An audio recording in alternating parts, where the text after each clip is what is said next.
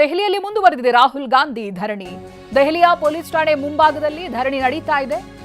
Pellet gun ಗಾಯಾಳು ಜೊತೆ ರಾಹುಲ್ ಹೋರಾಟವನ್ನ ಮಾಡ್ತಾ ಇದ್ದಾರೆ, ಪ್ರತಿಭಟಿಸ್ತಾ ಇದ್ದಾರೆ. ಎಫ್ಐಆರ್ ದಾಖಲಿಸುವಂತೆ ರಾಹುಲ್ ಗಾಂಧಿ ಆಗ್ರಹಿಸಿದ್ದಾರೆ. ಬೆಳಗ್ಗೆ 11:30ರಿಂದ ಧರಣಿ ಕೂತಿದ್ದಾರೆ ವಿಪಕ್ಷ ನಾಯಕ ರಾಹುಲ್ ಗಾಂಧಿ. ಅವರಿಗೆ ಪ್ರಿಯಾಂಕಾ ಗಾಂಧಿ ಕೂಡ ಸಾಥನ್ನ ಕೊಡ್ತಾ ಇದ್ದಾರೆ. ಬೆಳಗ್ಗೆ 11:30ರಿಂದ ಈ ಧರಣಿ ಪ್ರಾರಂಭ ಆಗಿದೆ. ರಾಹುಲ್ ಗಾಂಧಿ ಸ್ಥಳದಲ್ಲೇ ಇದ್ದಾರೆ. ದೆಹಲಿಯ ಪೊಲೀಸ್ ಠಾಣೆ ಮುಂಭಾಗದಲ್ಲಿ ನಡೀತಾ ಇರುವಂತಹ ಧರಣಿ ಇದು. ಪೆಲೆಟ್ ಗನ್ ಗಾಯಾಳು ಕೂಡ ಅವ್ರ ಜೊತೆಗಿದ್ದಾರೆ. ಅವರ ಜೊತೆಯಾಗಿ ನಿಂತು ಹೋರಾಟವನ್ನ, ಪ್ರತಿಭಟನೆಯನ್ನ ಮಾಡ್ತಾ ಇದ್ದಾರೆ. ಎಫ್ಐಆರ್ ದಾಖಲು ಮಾಡಿ ಅಂತ ರಾಹುಲ್ ಗಾಂಧಿ ಆಗ್ರಹಿಸ್ತಾ ಇರೋದು. ಅವರ ಜೊತೆಯಾಗಿ ಪ್ರಿಯಾಂಕಾ ಗಾಂಧಿ ಕೂಡ ಸಾಥನ್ನ ಕೊಟ್ಟಿದ್ದಾರೆ. ಅಲ್ಲಿವರೆಗೂ ಕೂಡ ಪ್ರತಿಭಟನೆಯನ್ನ ಕೈಬಿಡುವುದಿಲ್ಲ, ಎಫ್ಐಆರ್ ದಾಖಲಾಗಬೇಕು ಅನ್ನೋದಾಗಿ ವಿಪಕ್ಷ ನಾಯಕ ರಾಹುಲ್ ಗಾಂಧಿ ಧರಣಿ ಕೂತಿದ್ದಾರೆ. ಇದು ಬೆಳಗ್ಗೆ 11:30ರಿಂದ ಪ್ರಾರಂಭ ಆಗಿರುವಂತಹ ಧರಣಿ. ಪ್ರಿಯಾಂಕಾ ಗಾಂಧಿ ಕೂಡ ಸಾಥನ್ನ ಕೊಡ್ತಾ ಇದ್ದಾರೆ. ದೆಹಲಿಯಲ್ಲಿ ಇವತ್ತು ಕೂಡ ಪ್ರತಿಭಟನೆ ಮುಂದುವರಿತಾ ಇದೆ. ಹಾಗಿದ್ರೆ ಬೆಳಿಗ್ಗೆಯಿಂದ ಏನೇನಾಯ್ತು ಅನ್ನೋದರ ಒಂದು ಕಂಪ್ಲೀಟ್ ರಿಪೋರ್ಟ್ ಇದೆ, ಬನ್ನಿ ನೋಡೋಣ.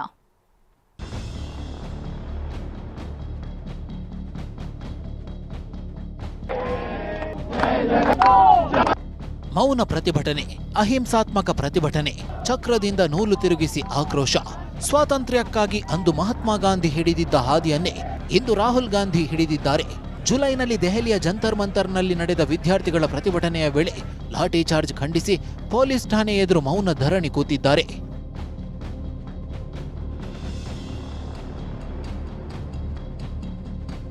ಸಂಸತ್ ಮಾರ್ಗ್ ಪೊಲೀಸ್ ಠಾಣೆಗೆ ತೆರಳಿ ರಾಹುಲ್ ಧರಣಿ. ಲಾಠಿ ಚಾರ್ಜ್, ಪೆಲೆಟ್ ಗನ್ ಪ್ರಯೋಗ. ಜುಲೈ 20ರಂದು ದೆಹಲಿ ಜಂತರ್ ಮಂತರ್ನಿಂದ ಸಂಸತ್ ಚಲೋ ಹಮ್ಮಿಕೊಂಡಿದ್ದ ವಿದ್ಯಾರ್ಥಿಗಳ ಮೇಲಿನ ಲಾಠಿ ಚಾರ್ಜ್, ಪೆಲೆಟ್ ಗನ್ ಪ್ರಯೋಗಕ್ಕೆ ರಾಹುಲ್ ಗಾಂಧಿ ಸಿಡಿದೆದ್ದಿದ್ದಾರೆ. ಪೆಲೆಟ್ ಗನ್ಗೆ ತುತ್ತಾಗಿರುವ ಸಂತ್ರಸ್ತನ ಕುಟುಂಬದ ಜೊತೆಗೆ ಸಂಸತ್ ಮಾರ್ಗ್ ಪೊಲೀಸ್ ಠಾಣೆಯಲ್ಲಿರುವ ಹಿರಿಯ ಪೊಲೀಸ್ ಅಧಿಕಾರಿ ಕಚೇರಿ ಎದುರು ಮೌನ ಪ್ರತಿಭಟನೆ ಮಾಡ್ತಿದ್ದಾರೆ. ಪೆಲೆಟ್ ಗನ್ ಪ್ರಯೋಗಿಸಿದವರ ವಿರುದ್ಧ ಎಫ್ಐಆರ್ ದಾಖಲಿಸಬೇಕು ಅಂತ ಪಟ್ಟು ಹಿಡಿದಿದ್ದಾರೆ. और अगर किसी और ने नहीं चलाए तो पता नहीं, शायद इन्होंने ही छर्रे चला दिए हों, मगर क्राइम तो हुआ है क्योंकि इनके शरीर में छर्रे हैं। हम सिर्फ ये कह रहे हैं कि एफआईआर दर्ज कीजिए, एफआईआर दर्ज कीजिए। हिंदुस्तान का एक युवा है, उनकी मम्मी यहाँ पे ज्योति खड़ी है, उनके पिता दीपक हैं, साहिल है ये, और हम सिर्फ ये कह रहे हैं कि प्लीज एफआईआर दर्ज कीजिए। अंदर से हमें बताया जा रहा है कि देखिए ऊपर से ऑर्डर आया, एफआईआर नहीं हो सकता है। ಅಷ್ಟಕ್ಕೂ ಆಗಿದ್ದೇನೆಂದ್ರೆ ಜಂತರ್ ಮಂತರ್ ಪ್ರತಿಭಟನೆ ವೇಳೆ ಸಾಹಿಲ್ಗೆ ಗಾಯಗಳಾಗಿತ್ತು. ಆಗಸ್ಟ್ 14ರಂದು ಈ ಬಗ್ಗೆ ವಕೀಲರೊಂದಿಗೆ ಪೊಲೀಸ್ ಠಾಣೆಗೆ ತೆರಳಿ ಸಾಹಿಲ್ ದೂರು ನೀಡಿದ್ದಾರೆ. ಆದರೆ ತನಿಖಾ ಅಧಿಕಾರಿಯ ಸಂಖ್ಯೆ ಅಥವಾ ದೂರು ಸ್ವೀಕರಿಸದ್ದಕ್ಕೆ ಸ್ವೀಕೃತಿಯನ್ನು ನೀಡಲು ಪೊಲೀಸರು ನಿರಾಕರಿಸಿದ್ದಾರಂತೆ. ಹೀಗಾಗಿ ಇಂದು ಸಂಸತ್ ಮಾರ್ಗ್ ಪೊಲೀಸ್ ಠಾಣೆಗೆ ತೆರಳಿರೋ ರಾಹುಲ್ ಗಾಂಧಿ, ಪ್ರಿಯಾಂಕಾ ಗಾಂಧಿ ತನಿಖಾ ಅಧಿಕಾರಿಯ ಸಂಖ್ಯೆ ನೀಡುವಂತೆ ಒತ್ತಾಯಿಸಿದ್ದು ಎಫ್ಐಆರ್ ದಾಖಲಿಸುವಂತೆ ಆಗ್ರಹಿಸಿದ್ದಾರೆ. इसीलिए हम सिर्फ एक मांग है हमारी, एफआईआर, डीडीआर और जो इन्वेस्टिगेटिव ऑफिसर है उसका अब नाम हमें बता दीजिए, हम चले जाएंगे।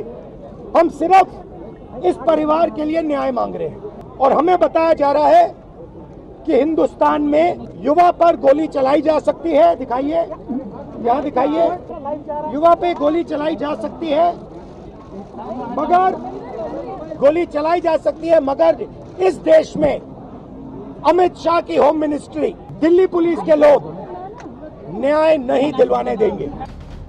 ಇಷ್ಟೇ ಅಲ್ಲ, ಸಾಹಿಲ್ ಕಣ್ಣಿಗೆ 3 ಪೆಲೆಟ್ ಗುಂಡುಗಳು ಬಿದ್ದಿವೆ, ದೇಹಕ್ಕೆ 200 ಪೆಲೆಟ್ಗಳು ಹೊಕ್ಕಿವೆ ಅಂತಲೂ ರಾಹುಲ್ ಗಾಂಧಿ ಹೇಳಿದ್ರು.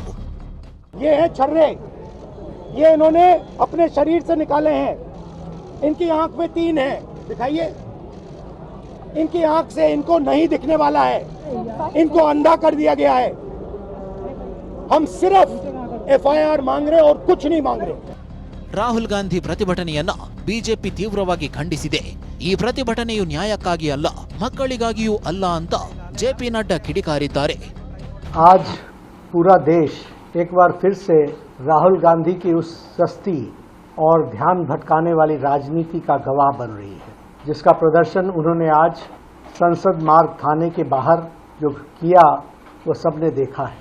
राहुल गांधी जी का आज का यह धरना न तो छात्रों के लिए है और न ही न्याय के लिए है। यह कांग्रेस पार्टी की राजनीतिक हताशा। ಇನ್ನು ಬಿಜೆಪಿ ಸಂಸದ ರವಿಶಂಕರ್ ಪ್ರಸಾದ್ ಪ್ರತಿಕ್ರಿಯಿಸಿ, ಇದು ಅರಾಜಕತೆ ಸೃಷ್ಟಿಸುವ ರಾಜಕಾರಣ, ಅನುಮತಿ ಇಲ್ಲದೆ ಪೊಲೀಸ್ ಠಾಣೆ ಬಳಿ ಧರಣಿ ಕೂತಿದ್ದಾರೆಂದು ವಾಗ್ದಾಳಿ ನಡೆಸಿದ್ದಾರೆ. सिर्फ लोकतांत्रिक राजनीति नहीं, अराजकता की राजनीति करते हैं। अभी वो दिल्ली के पार्लियामेंट्री स्ट्रीट पुलिस स्टेशन पर धरना बैठे हुए हैं। पुलिस सूत्रों से जो जानकारी मिली है कि जिस घटना का वो संदर्भ दे रहे हैं उसकी शिकायत हो चुकी है, वो जांच का विषय है। और सबसे बड़ी बात यह है कि जो लोग पीड़ित थे वो सुप्रीम कोर्ट गए और सुप्रीम कोर्ट ने स्वयं एक हाई पावर्ड कमेटी बनाई है जिसकी अध्यक्षता एक रिटायर्ड सुप्रीम कोर्ट के जज कर रहे हैं। उसमें 2 जज और हैं, एक सीबीआई के पूर्व डायरेक्टर हैं और एक और बड़े अधिकारी हैं। तो इतनी हाई पावर्ड कमेटी में यह भी जांच का विषय होगा कि गोली चली या नहीं चली, तो ये क्या मतलब है इसका। ಆದರೆ ರಾಹುಲ್ ಗಾಂಧಿ ಮಾತ್ರ ಪೊಲೀಸರು ಎಫ್ಐಆರ್ ದಾಖಲಿಸುವವರೆಗೆ ಠಾಣೆ ಬಿಟ್ಟು ಹೋಗದಿರಲು ನಿರ್ಧರಿಸಿದ್ದಾರೆ. ಪೆಲೆಟ್ ಗನ್ ಗಾಯಾಳು ಜೊತೆಗೆ ಧರಣಿಗೆ ಕೂತಿದ್ದಾರೆ. ಇನ್ನೊಂದು ಕಡೆ ಪೊಲೀಸ್ ಠಾಣೆ ಎದುರು ಘೋಷಣೆ ಕೂಗಿ ಕಾಂಗ್ರೆಸ್ ಕಾರ್ಯಕರ್ತರು ಆಕ್ರೋಶ ಹೊರಹಾಕಿದ್ದಾರೆ.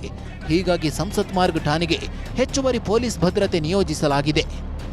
ಇವತ್ತು ಎಫ್ಐಆರ್ ದಾಖಲೆ ಆಗಲೇಬೇಕು. ಎಫ್ಐಆರ್ ದಾಖಲೆ ಆಗದೇ ಇದ್ದಂಥ ಸಂದರ್ಭದಲ್ಲಿ ನಾವು ಪೊಲೀಸ್ ಠಾಣೆಯನ್ನು ಬಿಟ್ಟು ಕದಲೋದಿಲ್ಲ ಅನ್ನೋ ಮಾತುಗಳನ್ನು ಕೂಡ ಇಲ್ಲಿ ರಾಹುಲ್ ಗಾಂಧಿ ಅವರು ಹೇಳ್ತಾ ಇರ್ತಕ್ಕಂಥದ್ದು. ಕ್ಯಾಮ್ರಾ ಪರ್ಸನ್ ಅಜಯ್ ಜೊತೆ ನಟರಾಜ್, TV9 ನವದೆಹಲಿ.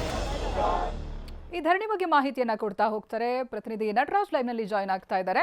ನಟರಾಜ್, ಒಂದು ಅಲ್ಲಿ ಸಂಸದರು ಮಾತನಾಡೋದನ್ನ ನಾವು ನೋಡ್ತಾ ಇದ್ವಿ, ಬಿಜೆಪಿ ಸಂಸದರು ಒಂದು ಉನ್ನತ ಮಟ್ಟದ ತನಿಖೆ ಆಗ್ತಾ ಇದೆ, ಕೋರ್ಟ್ ಸೂಚನೆ ಕೂಡ ಇದೆ ಅಂತ ಹೇಳ್ತಾ ಇದ್ದಾರೆ. ಮತ್ತೊಂದು ಕಡೆಯಲ್ಲಿ 11:30ರಿಂದಲೂ ಆರಂಭ ಆಗಿರುವಂತಹ ಧರಣಿ ಇನ್ನೂ ಕೂಡ ಸ್ಟಾಪ್ ಆಗಿಲ್ಲ, ನಾವು ಗಮನಿಸ್ತಾ ಇದ್ದೀವಿ ದೃಶ್ಯದಲ್ಲಿ.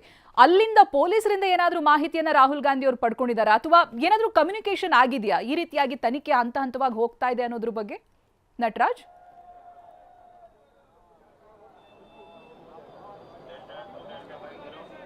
ಎಸ್ ಚೈತ್ರ, ಏನು ಬೆಳಗ್ಗೆ 11:30ರಿಂದಲೂ ಕೂಡ ಇಲ್ಲಿ ರಾಹುಲ್ ಗಾಂಧಿಯವರು ಇಲ್ಲಿ ಸಂಸತ್ ಮಾರ್ಗದಲ್ಲಿರ್ತಕ್ಕಂತಹ ಪೊಲೀಸ್ ಸ್ಟೇಷನ್ ಮುಂಭಾಗದಲ್ಲಿ ಒಂದು ಮೌನ ಪ್ರತಿಭಟನೆಯನ್ನು ಹಮ್ಮಿಕೊಂಡಿದ್ದಾರೆ. ಈಗಲೂ ಕೂಡ ನೋಡ್ಬೋದು, ಅಂದರೆ ಸಂಜೆ 5 ಗಂಟೆ ಆದರೂ ಕೂಡ ಇಲ್ಲಿ ಯಾವ ನಾಯಕರು ಕೂಡ ಮತ್ತು ಕಾರ್ಯಕರ್ತರು ಕೂಡ ಇಲ್ಲಿಂದ ಕದಲಿರತಕ್ಕಂಥದ್ದು ಕೂಡ ನಮಗೆ ಕಂಡು ಬರ್ತಾ ಇದೆ. ಏನು ಸಂತ್ರಸ್ತ ಸಾಹಿಲ್ ಪ್ರಕರಣದಲ್ಲಿ ಎಫ್ಐಆರ್ ದಾಖಲಿಸುವಂತೆ ಈಗ ಪೊಲೀಸರಿಗೆ ಒತ್ತಾಯನ ಬೆಳಗ್ಗೆಯಿಂದಲೂ ಕೂಡ ಮಾಡ್ತಾ ಇದ್ದಾರೆ. ಆದರೆ ಎಫ್ಐಆರ್ ದಾಖಲಿಸುವವರೆಗೂ ಕೂಡ ನಾವು ಠಾಣೆಯಿಂದ ಕದಲುವುದಿಲ್ಲ ಅಂತ ರಾಹುಲ್ ಗಾಂಧಿ ಈಗ ಬಿಗಿಪಟ್ಟು ಹಿಡಿದು ಕೂತಿರ್ತಕ್ಕಂಥದ್ದು ಕೂಡ ಸ್ಪಷ್ಟವಾಗಿ ಕಂಡು ಬರ್ತಾ ಇದೆ. ಮತ್ತೆ ಪ್ರತಿಭಟನೆ ಹಿನ್ನೆಲೆಯಲ್ಲಿ ಪೊಲೀಸ್ ಠಾಣೆ ಸುತ್ತಮುತ್ತ ಸಾಕಷ್ಟು ಅಂದರೆ ಕಾರ್ಯಕರ್ತರು ಇಲ್ಲಿ ನಮಗೆ ಕಂಡು ಬರ್ತಾ ಇದ್ದಾರೆ.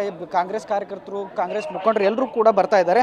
ಈಗಾಗಲೇ ಅಂದರೆ ಹೆಚ್ಚುವರಿ ಪೊಲೀಸ್ ಸಿಬ್ಬಂದಿಗಳನ್ನು ಕೂಡ ಇಲ್ಲಿ ನಿಯೋಜನೆ ಮಾಡಿರುವಂಥದ್ದು ಕೂಡ ಕಂಡು ಬರ್ತಾ ಇದೆ. ದೆಹಲಿ ಪೊಲೀಸ್ ಸಿಬ್ಬಂದಿಯಿಂದ ಬಿಗಿ ಬಂದೋಬಸ್ತನ್ನು ಮಾಡಲಾಗ್ತಾ ಇದೆ. ಮತ್ತು RAF, CRPF ಪೊಲೀಸ್ ಬಿಗಿ ಭದ್ರತೆಯನ್ನು ಕೂಡ ಇಲ್ಲಿ ನಿಯೋಜನೆ ಮಾಡಲಾಗಿದೆ. ಅಂದರೆ ಈ ಒಟ್ಟಾರೆಯಾಗಿ ಇಲ್ಲಿ ಗಮನಿಸ್ತಾ ಹೋಗ್ಬೋದು, ನೋಡ್ಬೋದು ಎಷ್ಟರ ಮಟ್ಟಿಗೆ ಇಲ್ಲಿ ಒಂದು ಕ್ರೌಡ್ ನಮಗೆ ಇಲ್ಲಿ ಕಂಡು ಬರ್ತಾ ಇದೆ. ಅಂದರೆ ಒಂದು ಕಡೆ ಪೊಲೀಸ್ ಅವರು ಕಂಡು ಬರ್ತಾರೆ, ಒಂದು ಕಡೆ ಕಾಂಗ್ರೆಸ್ ಕಾರ್ಯಕರ್ತರು ಕಂಡು ಬರ್ತಾರೆ. ಏನು ಈ ಸಾಹಿಲ್ಗೆ ಒಂದು ಎಫ್ಐಆರ್ನ ದಾಖಲಿಸ್ಕೋಬೇಕು ಅನ್ನೋ ಕಾರಣಕ್ಕಾಗಿ ಇಲ್ಲಿ ಬೆಳಗ್ಗೆ 11:30ರಿಂದಲೂ ಕೂಡ ಒಂದು ಪ್ರತಿಭಟನೆಯನ್ನು ಮಾಡ್ತಾ ಇದ್ದಾರೆ. ಆದರೆ ನೋಡ್ಬೋದು ಇಲ್ಲಿ ಪೊಲೀಸ್ ಸ್ಟೇಷನ್ನ ಗೇಟ್ ಕೂಡ ಹಾಕಿದ್ದಾರೆ. ಗೇಟ್ ಮುಂಭಾಗದಲ್ಲಿ ಇದ್ದೀನಿ, ಗೇಟ್ ಹೊರಭಾಗದಲ್ಲೂ ಕೂಡ ಎಷ್ಟೊಂದು ಕಾರ್ಯಕರ್ತರು ಇಲ್ಲಿ ಜಮಾಯಿಸಿದ್ದಾರೆ ಅಂತ ಕಾಣಿಸ್ಬೋದು, ನೋಡ್ಬೋದು. ಅಂದರೆ ಹೊರಗಡೆ ಕೂಡ ಇಲ್ಲಿ ಕಾರ್ಯಕರ್ತರು ಇದ್ದಾರೆ, ಒಳಗಡೆ ಕೂಡ ಕಾರ್ಯಕರ್ತರು ಇದ್ದಾರೆ. ಒಟ್ಟಾರೆಯಾಗಿ ಏನು ಈ ಸಾಹಿಲ್ನ ಪ್ರಕರಣದಲ್ಲಿ ಒಂದು ಎಫ್ಐಆರ್ ಇವತ್ತು ಆಗಲೇಬೇಕು, ಎಫ್ಐಆರ್ ಆದ ತಕ್ಷಣವೇ ನಾವು ಇಲ್ಲಿಂದ ಹೊರಗಡೆ ಹೋಗ್ತೀವಿ ಅನ್ನೋ ಮಾತು ಇಲ್ಲಿ ಕೇಳಿ ಬರ್ತಾ ಇದೆ. ಮತ್ತು ರಾಹುಲ್ ಗಾಂಧಿ ಅವರು ಕೂಡ ಒಂದು ಬಿಗಿ ಪಟ್ಟನ್ನು ಹಿಡ್ಕೊಂಡು ಕೂತಿದ್ದಾರೆ. ಈಗಾಗಲೇ ಅಂದರೆ ಬೇರೆ ಪಕ್ಷದಿಂದಲೂ ಕೂಡ ಈಗ ಎಫ್ಐಆರ್ ದಾಖಲಾಗಿದೆ ಅಂತ ಹೇಳ್ತಾ ಇದ್ದಾರೆ. ಆದರೆ ಎಫ್ಐಆರ್ ದಾಖಲೆ ಆದ್ಮೇಲೆ ನಾವು ಇಲ್ಲಿಂದ ಕದಲೋದು ಅಂತ ರಾಹುಲ್ ಗಾಂಧಿ ಹೇಳ್ತಾ ಇರುವಂಥದ್ದು. Chaitra. Okay, thank you Nataraj ಮಾಹಿತಿಗಾಗಿ.